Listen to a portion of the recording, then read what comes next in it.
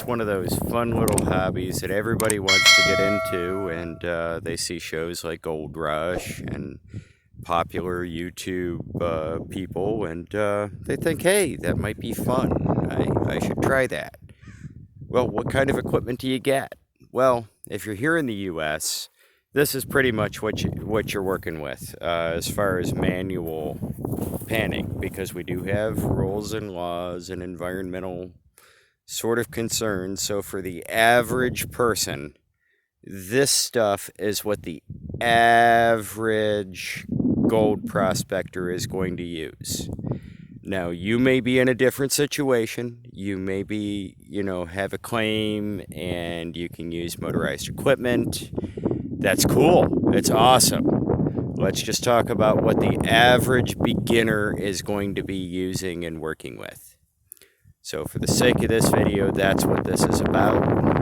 So don't go telling me, oh, well, you're just starting out and you're using a shaker table. Well, maybe you're missing out on some fundamentals. And that's okay. So most people will get one of these, these small pans. This is I think this is a 6-inch. And this one's from Keen. No, this isn't a paid or a sponsored video.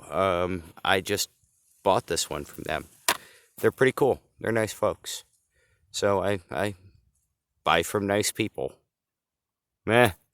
I know, the secret's out. Oh no, I do business with nice people. You can go on to these larger pans, and these larger pans do have a purpose, so do the smaller ones. Now, if you're cleaning up a small amount of concentrates, the small pan works. If you're, doing that bit where you bring the material and wash it back a little bit, and you want the dramatic flair for the camera, this one works. It's pretty handy. This guy, this is a different creature, so let's talk about him in a second. This creature is a little bit different too. You can pan with it, like generally out of a stream or something, you can pan with that in that way. But this is more of a cleaning up concentrates kind of thing. Like you've run everything through the sluice and you're going to clean up with your concentrates. I'll show you how this works in a second. And then, of course, there's this guy. This works sort of, the principle of you give it a turn in the water and it moves the heavier stuff to the center. We'll show you this one in a second too. Now, generally, you're going to go to a place and you're not going to have this amazingly loose material to work with. This is just this is debris that gets brought down a river, and this is from a side creek. And we're at one of the areas where the floods blow out material, so it's kind of loose and already sort of easy enough to move around, and you can see that is just loaded with heavy black material and some heavily oxidized material, which is why we're here. And then, of course, you've got to get material into the pan. So let's talk about getting material into the pan. Now you can dig it up with a shovel, plop it right in. But the big stones, obviously, if it's a great big giant hunk of gold, you're going to notice it. But otherwise, you're going to need to screen it down, or what's called classify. Now, this isn't like classify like, you take some classified material home from work and store it on a server in your basement or something. No, this is separating material by size. Yeah, we're going to have to cut that last political bit out because people will eat me alive for that. It'll be a happy tune. We'll just say that. So anyway, you separate things out by size. And so you start out with this one here. This is like a quarter or half inch. And you move to quarter inch, eighth inch. Oh, wrong, sorry. Eighth inch, then you get to mesh sizes. And if you can see that, that is 30 mesh. And then you go a little smaller, down to 50. And of course, if you want to make powdered sugar, 100 mesh. There's a joke behind that for the people that know my pastry skills. I have a 100 mesh screen that I was looking for because I grind my own powdered sugar. I know that's so Martha Stewart of me. But I do. I grind my own powdered sugar when I make candy. And I needed a 100 mesh screen for grinding the sugar. And the only place I could find a 100 mesh screen was from a gold supply place. So I went and I bought a small one, you know, just like a 4-inch screen, 100 mesh. And I ran it through the dishwasher quite a few times to make sure it was all safe and there was no icky stuff on it. But it was all food grade plastic and stainless steel, so it's all right. So anyway, I use a 100 mesh screen when I make candy. So there's my notorious candy secret. I know it's awful. It's terrible. I'm a candy maker and a gold miner and a rock hound. Yes, I can be everything. So anyway, let's go ahead and talk about how these are used. And I'm just going to go ahead and get a pan ready, and we'll come back and I'll show you what it looks like when I got a pan full of stuff that we're going to experiment with and see what we can find. There it goes. Okay, so we've got our gold pan. We've got our screen. So we're going to use a 1/4-inch screen. And we've got our scoop here that we use to load our gold cube and our sluice when we run it. So I'm going to take a decent amount of material. You don't want to fill it up. That's not the goal here. You just want a decent amount of material in there. All right? So we're going to come over to the water. And just going to get that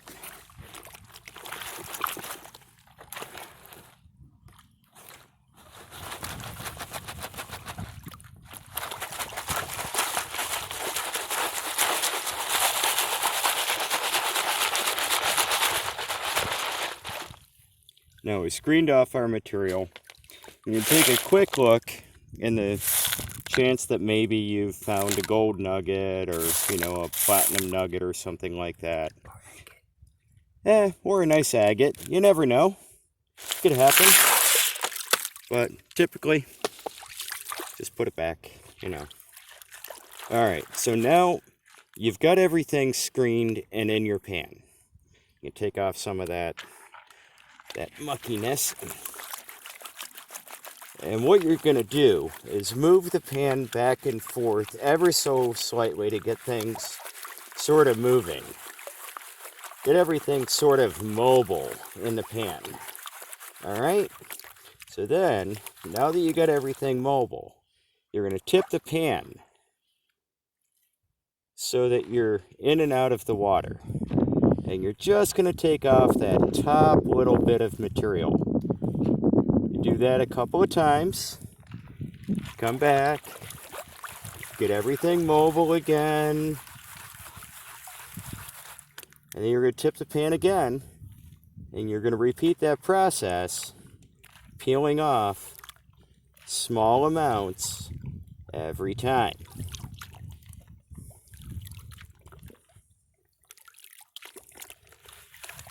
Now, this can take a few minutes, depending on how fine your material is. And that's okay if it takes a few minutes. Now, the reason that we screen it is so that we can do this a lot more efficiently. If you didn't screen this, you'd be picking out pieces of rock while you do this.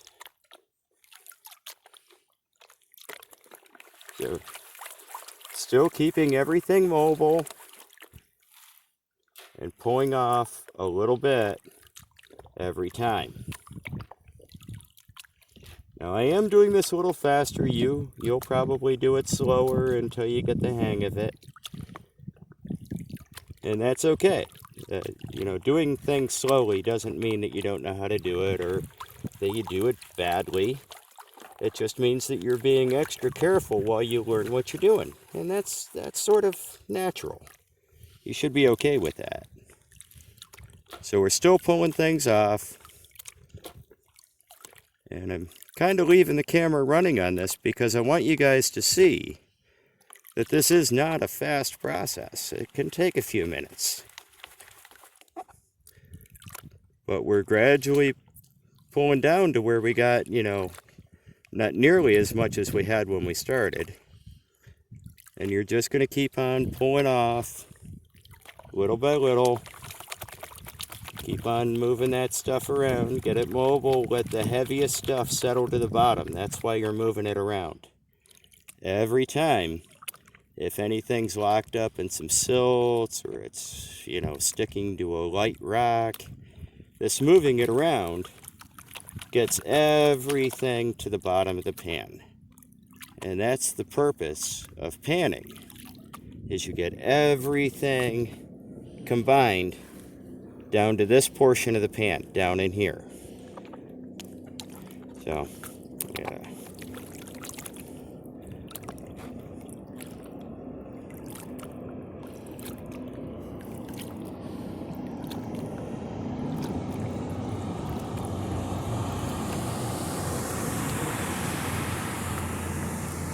We gotta back up for a second.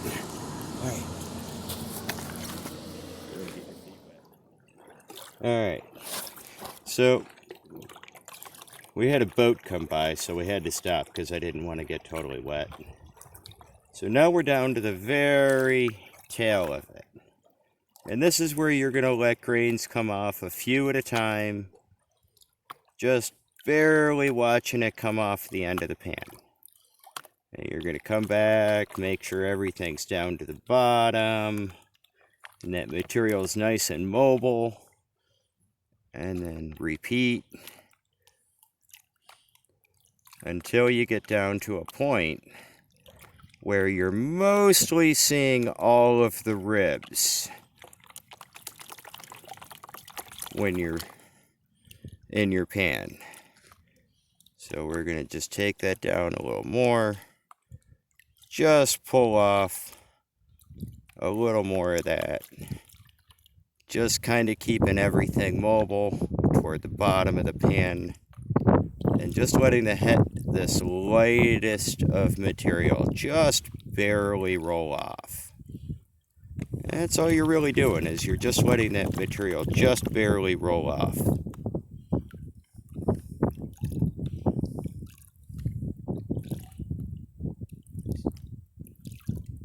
Alright, so now we got most of the ribs showing. You can see how in here you can see most of the ribs.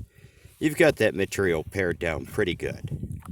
So what you're going to do is you're going to let some water into the pan, slowly wash that material down off of the ribs. So you get that all off of the ribs. And you're going to give the pan a tap on the top side of it, or, the side that's facing away from you. And the force of that is going to take all of that light material and even the heavier stuff and make it move right up there. Now you're going to have it sort of all up there, and then you're going to very slowly use the pressure of the water to roll back the material. And you're looking for ever so slight little dots. Now you can just barely see those little fly poop dots. Get it underwater. Oh, they float. See if I can get that back up there. Well, it's gone. But you can see the black sand in here, and that's really what we're looking for. Now, I did this on another pan, and it's a lot more dramatic because that one had quite a few little specks in it. There we go. You can just barely see that little guy right there. That tiny, tiny little speck. I'll circle it in post-production, see if that'll help. But that's that tiny little speck of gold, and those do add up. So there is gold here. It's just this area was mined pretty heavily in the past, and you're going to have to work for it. But that's panning in a nutshell.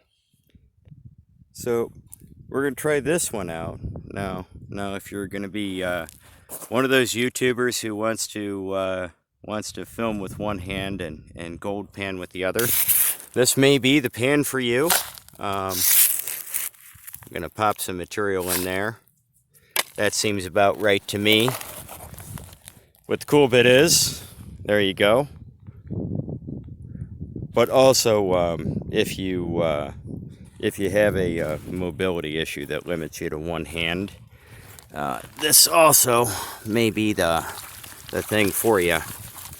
So again, the same principle is at work here. You're going to get all that material to the bottom.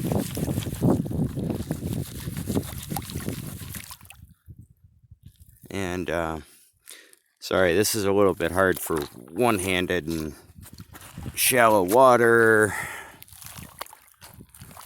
There's a whole list of reasons why this is difficult to film. So you gotta give it to gold panning guys when they do this stuff, because it isn't exactly easy to film. So what I'm doing now, it looks like I'm kind of doing this very, very fast, but the whole purpose of this pan is designed to get everything down to the bottom within a few shakes. And then wash it over those riffles. It's kind of hard to get into the... There we go.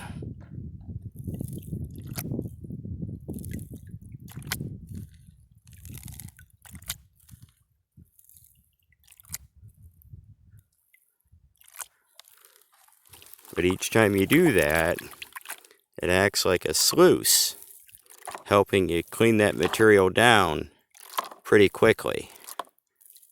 Now, there are some people who swear by this. Let me change the angle of my camera a little bit. See if I can't get you a little better angle on that. See, that material is coming down and just sweeping across like a sluice. Now, I'm probably losing gold here from the way that I'm doing this to kind of demonstrate it to you guys. Normally you do this a lot slower, a little bit more methodical. Rain's coming down on you. Wind's blowing 40 miles an hour. And that's under the tree canopy. So, alright, so now we got it all, so sort of down. I'm going to take some of this water out because the water's helpful, but, So let's peel it back very slowly. See if we got anything.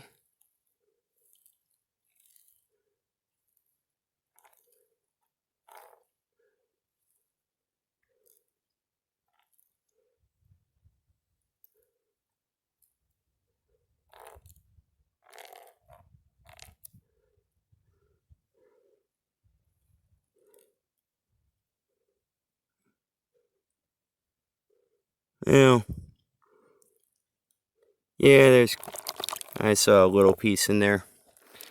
But this is really hard to do, guys, on camera. But I nearly forgot the most important part of gold panning. And that's how to pick up the gold you find.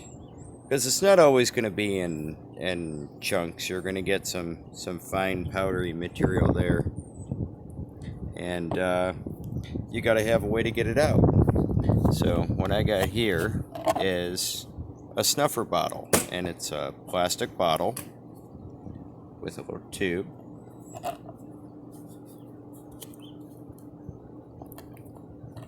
And I'm going to take the lid off of it.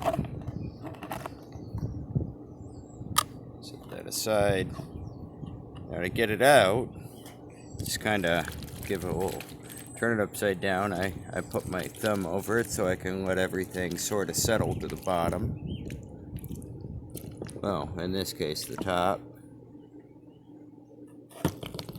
And I let it come out. Now this is what we found today in a little spot. It's not too terribly bad of a result. There's a lot of black sand in this. So I'm just going to set this aside for a second. Now, you'll have to forgive me for doing this a little bit fast, because it is what it is. So now, I'm going to peel that off.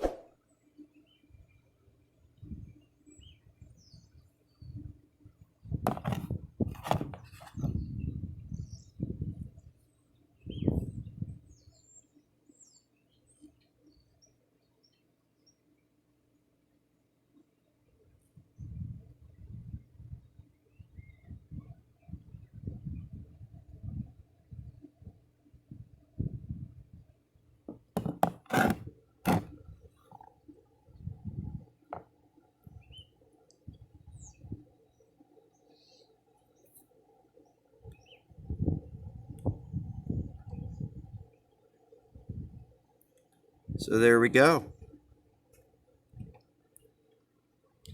That's there's a lot more gold in there than that, but I just kind of wanted to show you what we got on the day. That's not too bad as things go. So until next time, guys, I love you. Take care of yourselves. Take care of each other.